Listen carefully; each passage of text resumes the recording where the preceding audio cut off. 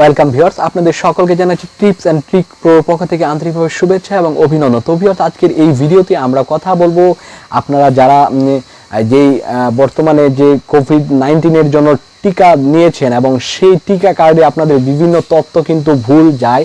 তো সেই ক্ষেত্রে একটি জটিল যে বিষয়টি, যে সার্টিফিকেট বের করার সময় অনেকের কিন্তু পাসপোর্ট নাম্বারে ভুল হয়ে যায়। তো সেই পাসপোর্ট নাম্বারে বা আনুষঙ্গিক কোনো সার্টিফিকেটে অথবা ফর্মে যদি কোনো কিছু ভুল হয়, তাহলে সেটি কিভাবে খুব সহজে আপনারা সংশোধন করতে পারবেন তা কিন্তু আজকে এই ভিডিওতে আমরা খুব সুন্দরভাবে আলোচনা করব। তো ভিউয়ার্স, আপনারা যদি এই ভিডিওটি ফার্স্ট টু লাস্ট দেখেন, তাহলে আশা করি আপনাদের যেই কোভিড-19 যেই ফর্ম অথবা আপনাদের যে সনদ রয়েছে, সেখানে যে কোনো ধরনের ভুলের সমস্যার সমাধান আপনারা করতে পারবেন।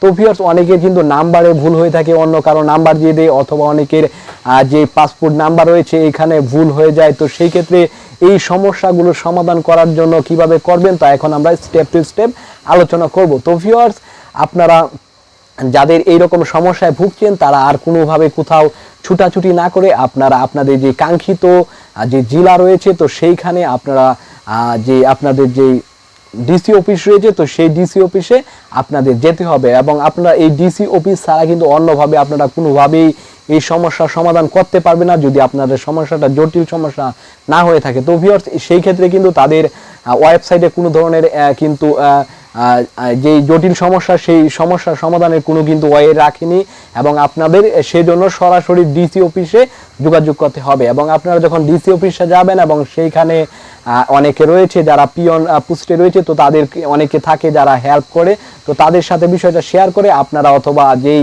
কর্মকর্তারা রয়েছে তাদের সাথে বিষয়টা শেয়ার করলে ওইখান থেকে একটি ফর্ম দেওয়া হবে এবং সেই ফর্মটি আপনারা আপনাদের সমস্যা অনুযায়ী ফিল আপ করবেন। যদি আপনাদের সেইখানে যাওয়ার পূর্বে অবশ্যই আপনাদের আবেদনকৃত এনআইডি অথবা জন্ম নিবন্ধনের কাগজ নিতে হবে এবং আপনাদের সনদের সমস্যা থাকলে সনদের একটি কপি নিতে হবে, অথবা ফর্ম নাম্বারে যদি ফর্মে যদি সমস্যা থাকে তাহলে ফর্মটি নিতে হবে সাথে। তাহলেই পরে আপনাদের একটি কপি করে নিতে হবে, একটি অরিজিনাল কপি এবং একটি ফটোকপি করে সাথে নিয়ে যাবেন এবং সেইখানে একটি ফর্ম দেওয়া হবে এবং সেই ফর্মে আপনারা লিখবেন যে আপনাদের কি ধরনের সমস্যা এবং সেই ফর্মটি আপনারা খুব সুন্দরভাবে পূরণ করবেন এবং সেই ফর্মটি পূরণ করার পর আপনাদের SMS এবং 1 থেকে 2 সপ্তাহের ভিতরে কিন্তু অটোমেটিকলি আপনাদের যে সমস্যাটি রয়েছে সেটি কিন্তু সমাধান হয়ে যাবে। এবং আপনারা যদি পুনরায় আবার অনলাইনে চেক করেন যে আপনাদের কার্ডটি অথবা আপনাদের যে সনদটি সেটি যদি চেক করেন, দেখবেন যে 2 সপ্তাহের ভিতরেই কিন্তু সেই সমস্যাটি সমাধান হয়ে যাবে। এছাড়াও ভিউয়ার্স,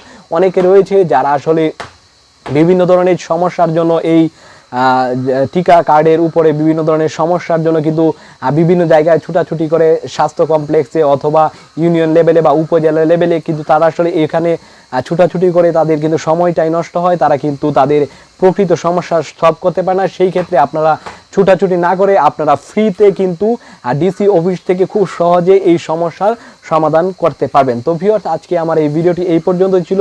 যদি ভিডিওটি ভালো লেগে থাকে অবশ্যই ভিডিওটি লাইক শেয়ার করবেন, চ্যানেলটিকে সাবস্ক্রাইব করতে ভুলবেন না।